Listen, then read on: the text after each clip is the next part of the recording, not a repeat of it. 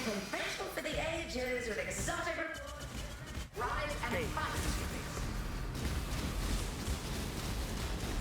And one more like this one.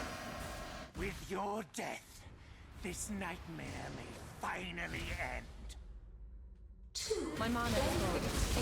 This vitality rune. Molten One, save me from this unending nightmare. Hey, what's up, everybody? Happy Tuesday to y'all if you're watching it today.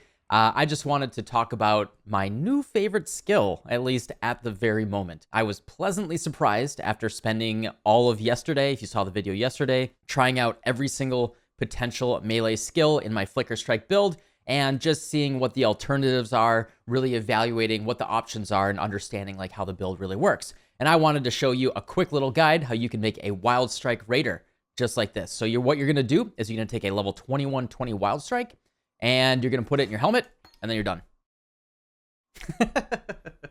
So that's a little bit of a funsy exaggeration. The one other thing that I did is I took one little point here and I put it into the melee strike range with swords mastery. So, what I'm doing here is I'm taking my Flicker Strike Raider. Check out the guide on that if you want to know the fundamentals of what this build is.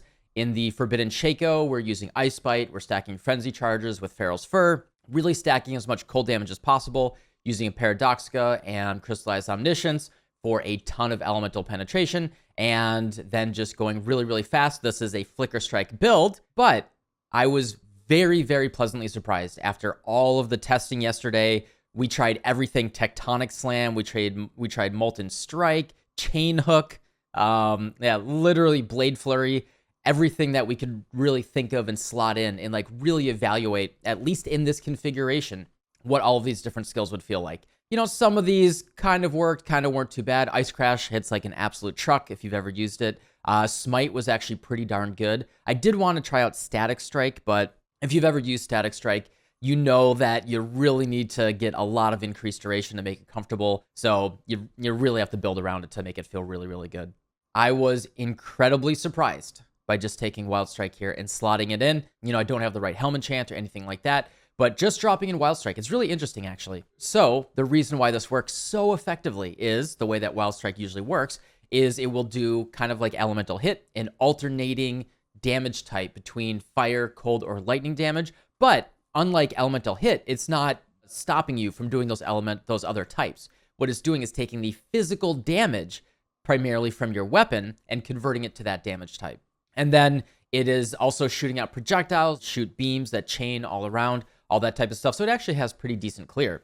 But the way that Wild Strike usually works is, you can build around Trinity, or you can use the Threshold Jewels to change the elemental types that you're going to choose. Just go for a really big fizz weapon and you're converting like that. But because we are an Ice Bite build and we're just getting all of our flat damage there, tons and tons of cold flat damage, and in fact, our sword is not even any increased fizz damage at all, right? It just has a little baby amount of fizz. The cool thing there is when it converts to fire or lightning, we are actually, since we are crit based, we are getting free, they're not big, but we are getting free shocks and ignites, which also gives us nice damage on our Cinder Swallow, to the point where the damage is actually very, very competitive with the Flicker Strike damage. It feels great. As you saw in the damage showcase at the beginning of the video here, it feels really, really good. The clear, you can't really compete with Flicker Strike clear. The big thing here though is if you don't like Flicker Strike, it is, I keep saying it, it's a very divisive skill. If you've never tried it, try it out like in Blood Aqueducts. Don't go all in before you're sure that you like Flicker Strike. Wild Strike I was surprised. I was very surprised that it feels really good. Like, as I said, getting ignites and getting shocks, we can actually get very, very chunky damage. The one change that I made, as I said before, is I actually took out my flat 50 damage master here, so I lost a little life, and I put it into melee strike range with swords just to make it a little bit more comfortable as we're running around. The very cool thing here is that when I'm playing with Flicker Strike, I am swapping between melee splash and elemental damage with attacks for single target or multi-target. With Wild Strike, it's got really, really nice clear with that. We actually don't have to worry about a gem swap anymore. And we can just use Awakened Wed with multi-strike. You can use Divergent multi-strike as a placeholder, but Awakened is the best. and close combat support is also not absolutely necessary. So that's really the core of what I want to share with you guys. We can do another map here just to really talk through what's going on. I was just surprised. I had slotted in Wild Strike here and there in the past, but had never really played around it in any real capacity. But yeah, as you can see, you'll periodically see like the lightning arc.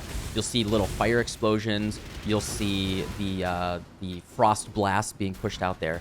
And so we actually get, and remember, those are very, very small amounts of damage. Because what those things are is just the flat fizz from our sword here being converted to those elemental damage types. So we're not getting a lot there, but, as I said, it is triggering some of the increased damage taken that we have across the build that maybe we weren't taking advantage of as part of the Flicker Strike build.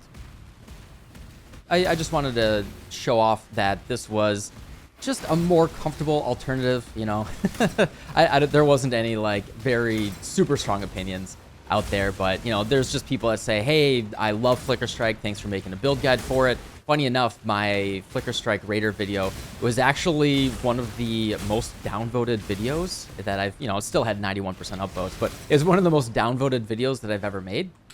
And hopefully, I think it's just because I think people just hate Flicker Strike. And they're like, you know what, Flicker Strike build? I'm just going to downvote this. But yeah, as you can see, let's dodge this thing.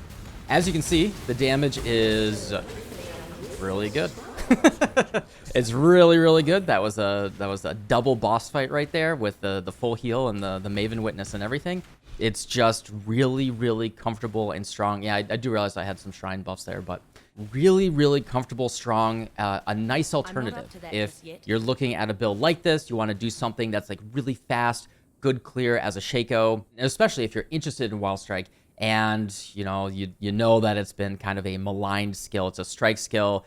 It has been traditionally uncomfortable to build around, especially if you're just trying to go for a big fizz weapon instead of just like a cheap little 5 Exalt Paradoxica. I would strongly encourage taking a look at something like this. And yeah, I actually think I might just leave Wild Strike in and not even put Flicker Strike back in. And in fact, I think today on stream, I'm going to give my helmet to a lab runner and see if they can get a nice little Wild Strike enchant.